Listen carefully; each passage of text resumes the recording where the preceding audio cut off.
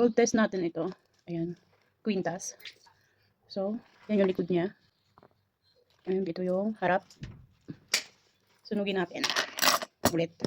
Sunugin ulit natin.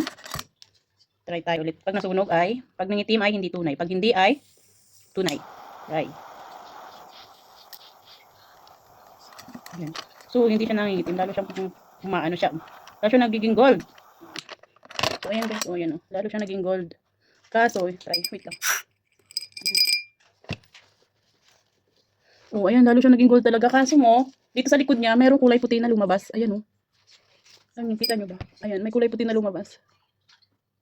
Sa mga eksperto sa gold dyan, anong ibig sabihin po nito? Yung may kulay puti na lumabas dyan sa likod niya nung pagkasunog ko. Ito yung likod niya, hindi pa nasusunog. Nung sinunog ko, ito yung may lumabas na ganyan na puti. Sa mga expert sa gold, ano pong ibig sabihin nito? Hindi rin siya nangitim. Ayan, wala siyang itim nung sinunog ko. Pero ito may tatak ito na 750. Pero ito yung nangyari nung sinunog ko. Ayan, yan yung nangyari. Nangitim siya. Oh my God. Hindi na siya maalis. Pero ito walang nagbago. Ito, 3 beses ko na to siyang sinunog. Ayan, meron dito. Saan na yung iba? Ito yung una ko sinunog. Meron ding puti na lumabas doon. And then, ito yung pangalawa. Meron din doon puti na lumabas. Tapos, ito yung pangatlo na sinunog ko. Ayan. Hindi rin siya nagbago yung kulay niya. Pero merong lumabas na kulay puti doon sa likod niya. Kasi awang yan, awang. Ayan.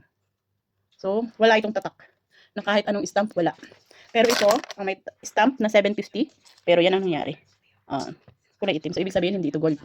And ito, hindi ko alam kung tunay ba o ano. Yun lang guys. Try din natin itong bracelet na to. Try din natin itong bracelet na to kung ano ang uri nito. Kung anong ano. Kung gold ba o hindi. So, pag nasunog, hindi gold. Pag nasunog, pag hindi nasunog, try natin kung mangingitim. Uy. Nangitim siya guys. So, it means hindi gold. Ayan, nangitim siya.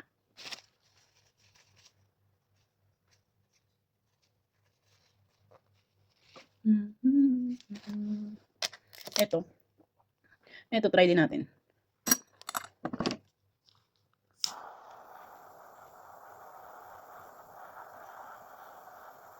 So ito walang pagbabago.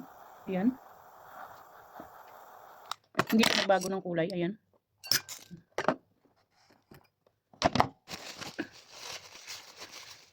So ayan guys, hindi nagbago yung kulay niya. Ayan. Lalo siyang kumintab pa nga. Ayan. Lalo pa siyang kumintab. Ayan. Pero wala itong tatak. Walang kahit anong stamp na nakalagay dito. Wala akong nakikita kahit anong stamp. So, ayan. Wala, hindi siya nasunog. Hindi siya nangitim. So, try ulit natin. Ito sa kabila. Try ulit natin kung hindi nga ba talaga masusunog. Mangingitim.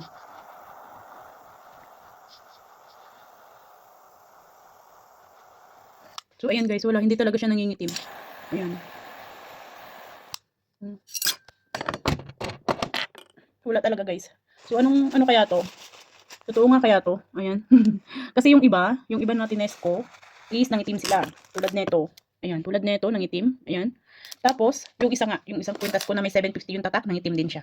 Tapos ito, meron din ditong nangitim eh. So, sinunog ko rin ito, at nangitim din siya. So, saan na yung party na yun? Saan na yung part na sinunog ko na yun? So, ulitin na lang natin. Ito guys. Ayan, ayan. So, yun guys. Ito, hindi siya nangitim nung sinunog ko. Lalo pang ang kumintab. Ayan. Pero wala siyang any stamp na nakalagay. Pero ito, try natin kung masusunog itong pinakaano niya. Try natin na sunugin. So, ayan. Wala makintab yan. Try natin ito.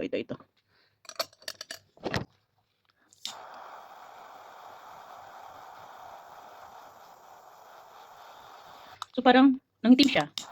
Ayun, nangitim yung ano niya. Ayan guys. Umitim. Wait lang.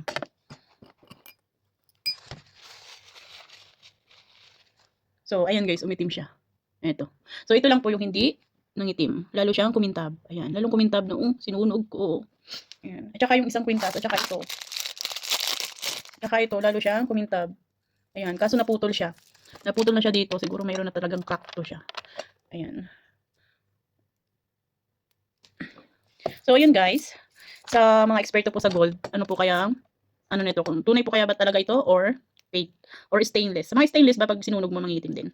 So ayun guys. Yun lang. So, nasira yung aking kwintas na mayroong tatak na 750. Nangitim siya as in. So, ito, nangitim din yung pinakaano niya. Ito. At ito, akin hindi. So, yun lang.